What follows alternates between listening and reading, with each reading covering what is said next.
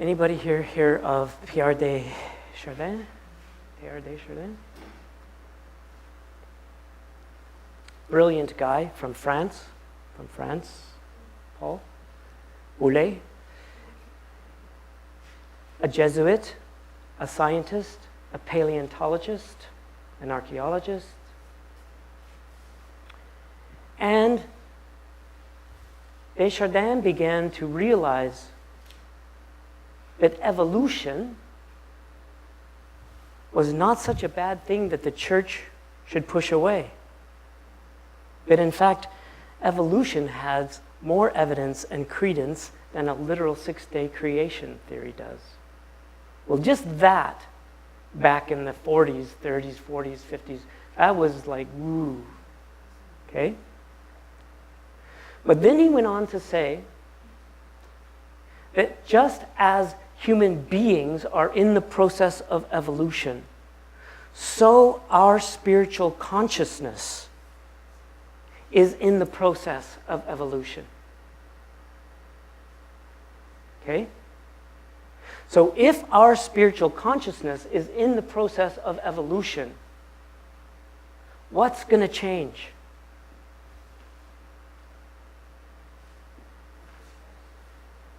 Our perception, yes, of it, our image of God, endlessly.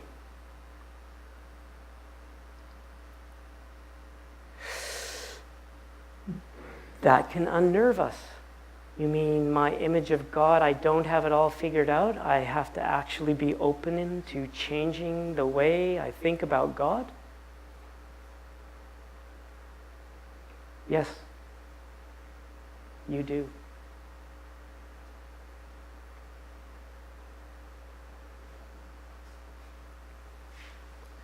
In the beginning, until 1963, his books were completely banned by the Catholic Church. He was driven out of France. He had to come to America. And only recently, before Ratzinger became a pope, he spoke as a theologian. He began to realize the brilliance of what Desjardins was offering. And then John Paul II wrote that Teilhard's life is the testimony of the coherent life of a man possessed by Christ in the depths of his soul. And then he wrote in it was a book that never got published, but it's called The Heart of the Matter. And it's a collection of essays that was written after the Divine Milieu and the Phenomena of Man and all those. It was at the very end of his life that never actually got published in a book, but the writings of the last thoughts of this brilliant man before he died. And I know that it's hard to read together in a warm room, big pieces of text, but this is really beautiful. There's just 2 paragraphs, this and the next one. I hope you'll forge through them with me. What I shall try to do in these passages printed here, so he was writing these as some of his last essays. What I shall try to do in the passages printed here, hoping that my own case, my life, may make it possible for many other similar cases to be recognized or even to be brought into being, wake up into the consciousness of the movement. The purpose, what I want to do is quite simply this, to show how, starting from the point at which a spark was first struck, a point that was built into me congenitally, he was born with it, it was there, it's in every human being, the world gradually caught fire for me. Isn't that beautiful language?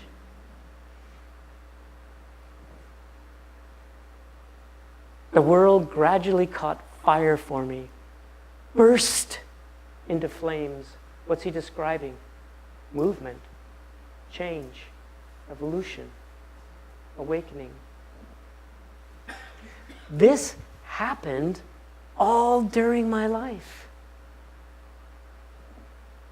And as a result of my whole life, it finally formed a great luminous mass, lit from within, that also surrounded me. Really, those are poetic words of what the church is meant to be. Gorgeous.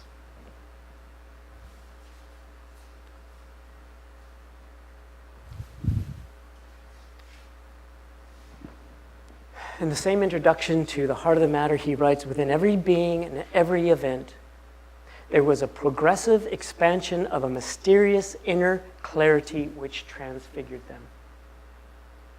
Pick whoever you want, any saint. They went on the same journey. St. Francis, Ignatius, going to go kill people and be a war hero and had all his daddy's money and backing and ends up being lowly, humble St. Ignatius walking to Jerusalem in a gunny sack. Wow. Pardon? St. Paul, I mean, you name it. Yes. But what was more, there was a gradual variation of intensity and color that was related to the complex interplay of three universal components. The cosmic, the universal isness of what is. The human, the individual conscious experience of that universe. And the Christic, the awakening of being human from Christ's perspective. These, at least the first and last, asserted themselves explicitly in me from the very first moments of my existence. From the very first moments of my existence. But it has taken me more than 60 years of ardent effort to discover that they were no more than the successive heraldings of, or approximate outlines of, one and the same fundamental reality, the presence and goodness of the infinite, unbreakable love of God who is here now in time and space in Sister Lorraine. In every one of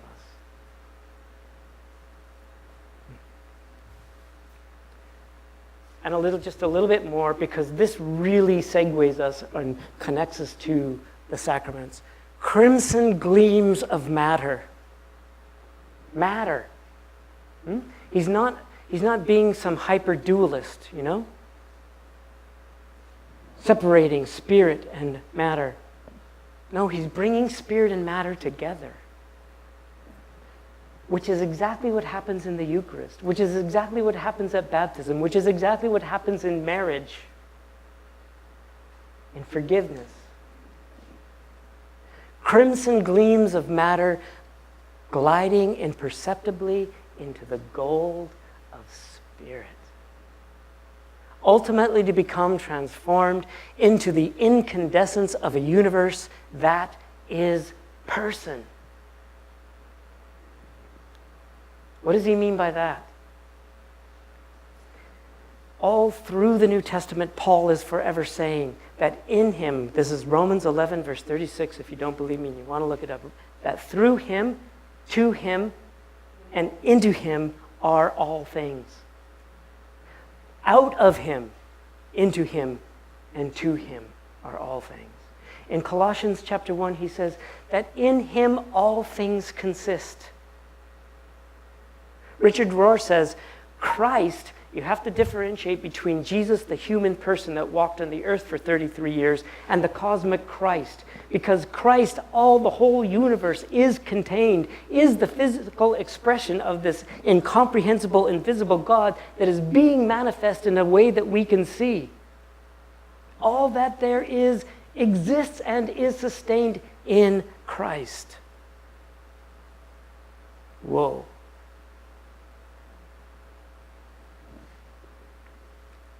Of a universe that is person. The divine at the heart of a glowing universe, as I have experienced it through contact with what? The earth. My God.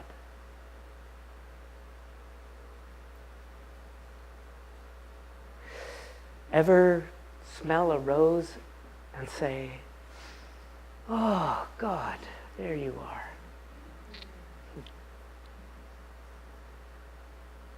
Ever see a sunset and say, oh, God, there you are.